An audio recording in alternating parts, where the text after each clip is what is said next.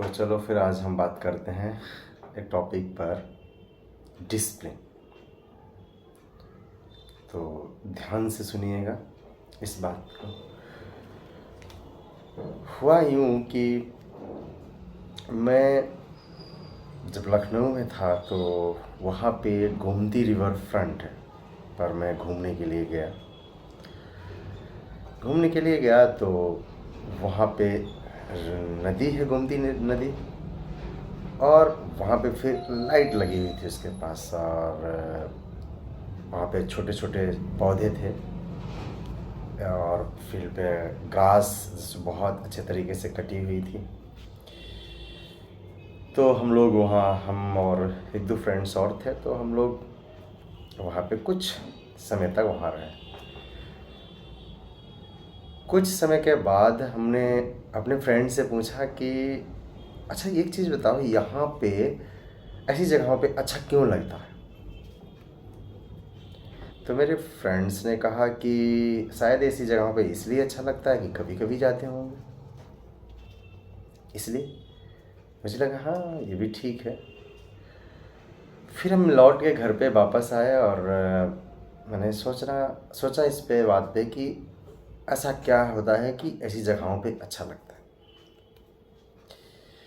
फिर मेरे मन में एक बात आई, एक विचार आया कि ऐसी जगह पे अच्छा इसलिए लगता है शायद क्योंकि वहाँ पे जो फील्ड में ग्रास होती है वो एकदम बहुत अच्छे से जैसी लगभग बराबर बराबर एकदम उसकी कटिंग हो चुकी होती है, पूरा ग्रीन होती है।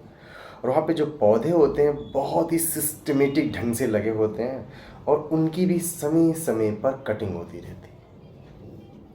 इसका मतलब पौधे भी ऐसा नहीं कि उसके डालें पत्तियाँ या इधर उधर जा रही हैं एकदम फैली पड़ी हुई जैसे ही अपने तरीके से, नहीं, बहुत ही सिस्टमेटिक ढंग से वो पौधे हैं। वहाँ पे घास भी बहुत सिस्टमेटिक ढंग से, कचड़ा भी ऐसे नहीं इधर उधर फैला पड़ा है, जहाँ पे कूड़ेदान है वहाँ पे भी उसमें है, एकदम साफ सुथरा बढ़िया लगता है, बढ़िया होता है, इसलिए शायद। तो मेरे मन में फिर विचार आया कि ये सब कटिंग होती है वहाँ पे इसलिए अच्छा लगता है। तो मेरे मन में आया कि ऐसे हमारे मन में भी तो विचार उठते रहते हैं, जैसे पौधे की डालें और क्या नाम है इसमें पत्तियाँ इधर उधर होती रहती हैं, और माली क्या करते हैं समय समय पर उन्हें कटिंग करते रहते हैं। घास भी बढ़ती रहती है तो समय समय पर क्या करते थे, कटिंग करते रहते हैं, जिसके वजह से वो सब कुछ सिस्टमेटिक ढंग से बना रहता है, इसीलिए वो वहाँ पे बहुत वो खूबसूरत लगता है। ऐसे हमारे मन में भी अलग अलग तरीके से पता नहीं क्या भावनाएं विचार उठते रहते हैं, जिनका कोई हमारे जीवन में महत्व तो नहीं है।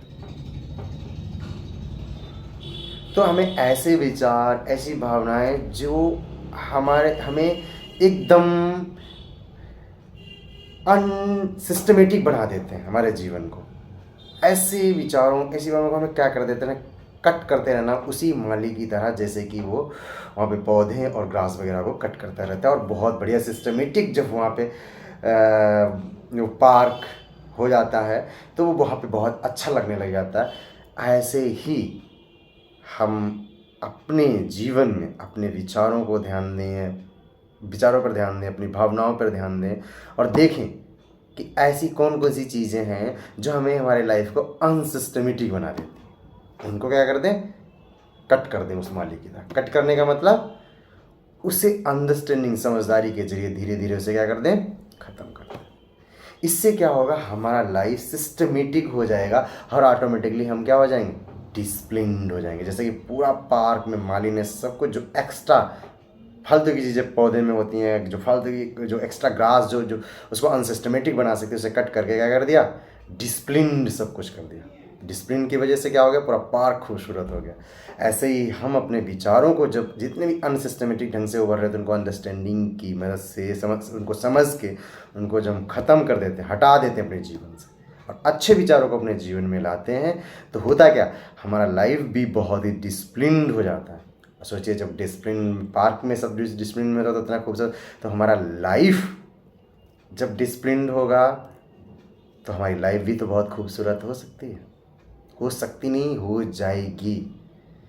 तो इसका मतलब क्या है कि डिसिप्लिन हमारी लाइफ को बहुत ही खूबसूरत बना देता है। तो आज के लिए इतना काफ़ी है और हम आते हैं नेक्स्ट लेक्चर में नेक्स्ट टॉपिक के साथ।